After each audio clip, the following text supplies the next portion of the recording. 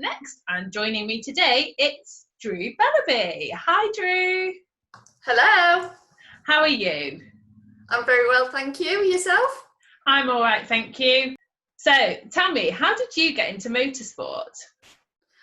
I've always been involved in motorsport since I've been born. My dad started Rallycross in 1998, and I've always gone along with him, travelling in the bus.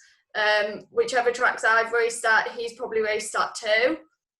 My sister then started in the juniors, which was a mini back then, when she was 14. But to be honest with you, Rallycross was never anything that I was interested in.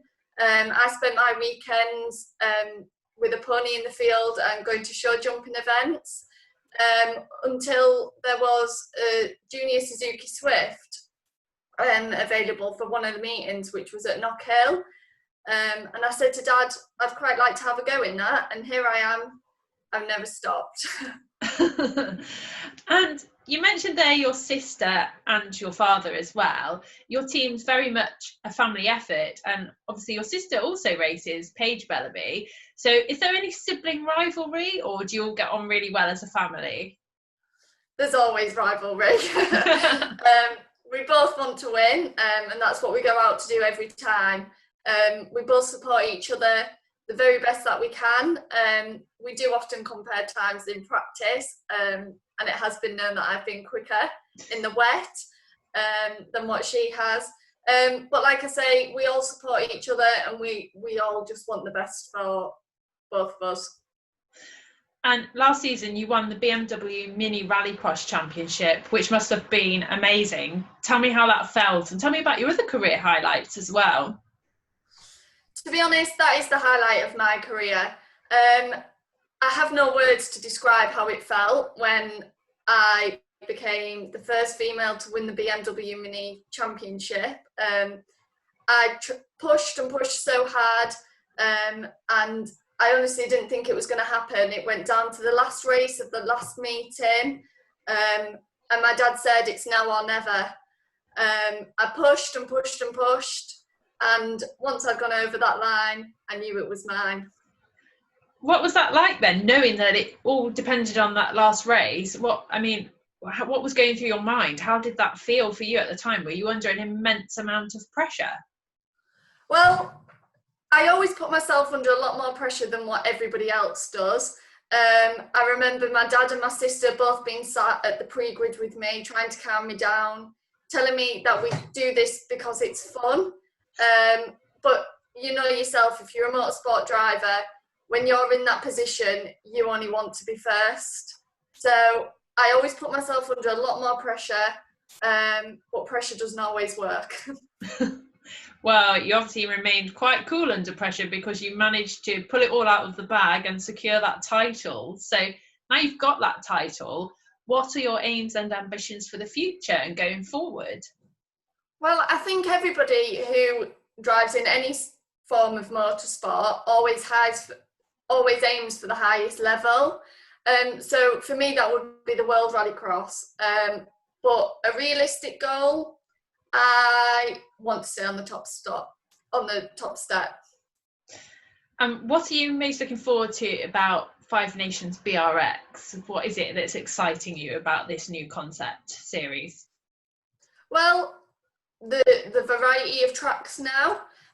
Like I say, Knockhill was one of the first events that I did, and I can't wait to go back there. It is such a good track. And I honestly believe that Pat is doing an amazing job at getting the Rallycross feel back to how I remember it when I was a child.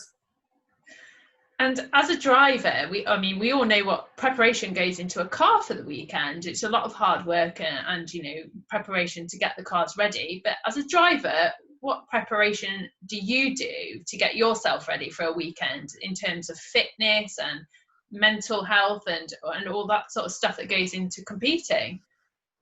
Well, I am quite a small person, so I try and eat as well as I can the week running up to the event. After a race event, it completely wipes me out. So I'm always very conscious of what meals I'm eating before. But other than that, I don't really do anything 'cause we just do it for fun. And there's a lot of females in motorsport now, and as you have proved, they're capable of winning titles. So, as a female in the sport, have you come across any difficulties, or are you just treated like any other driver? Well, I'll be truthful, when I was a junior, I felt like I was pushed around a lot more. But as I've gone up and through the classes, that has been like taken away, and it's not like that anymore. I'm treated just the same as everybody else. And do you think that's because you've proven yourself as a driver? Do you think there's still that sort of thing there that a female has to prove herself to be a good driver before they're accepted? Or do you think that's just how it was for any driver in the junior series? I'm not really sure, to be honest. I think a lot of it was that like the boys were finding it hard to believe that they'd been beaten by a woman. But I honestly don't know. I don't know what it is. And who are your motorsport heroes? You've mentioned your dad was a fairly big inspiration for you getting into motorsport. Do you have anyone else, or is your dad one of your main inspirations? No, my dad's the main inspiration. He's the most supportive person, not just to me, but to anybody in the paddock. And he only wants the best for everybody. So it's Dad. We know that you're a fairly decent driver. I mean, you've pretty much proved that already. But what we'd like to know now is a bit more about Drew as a person. So when you're not tearing around in your rallycross car, what do you do for a day job? I'm a nursery practitioner. That must keep you really busy. What does that involve? So I look after children the ages 0 to 2, doing a variety of different things, messy play, just being the person that a child trusts whilst their parents have to go to work. And there's all sorts of stuff that we do on a daily basis at work. And what do you drive daily? What do you drive on the roads? I have an Audi A1 TDI Sport. Oh, very nice. What colour? Black. Oh, very nice. And if you could have any superpower, say for instance being invisible or being able to fly or anything, what would it be? Well, if anybody knows me as a person, they know how much I like to sleep. So it would be to fly so that I can fly home after a race meeting and get straight to bed. So flying around so you can have more sleeping time. That sounds great, to be honest. I might have to go for that one as well. And if you went on Britain's Got Talent, what would you do to impress the judges? And you can't say, drive around in my rallycross car and show off some tricks. That's a tough one. Can you sing? Can you dance? Can you, I don't know, play the piano doing a handstand? Anything crazy? Well, I used to do dance before any of this started, so I guess I could make up a dance routine. Do you think we'll have any demos at the tracks this year? No. Worth a try. Or what's your favourite car? I don't necessarily have a favourite car. Is there anything you'd like to drive in the whole world? Anything you'd like to just get your hands on? Ferrari. Yeah, good choice. And I'm going to ask you some quick fire questions now. So, are you ready? Yeah. Okay. Formula One or World Rally Championship? Formula One.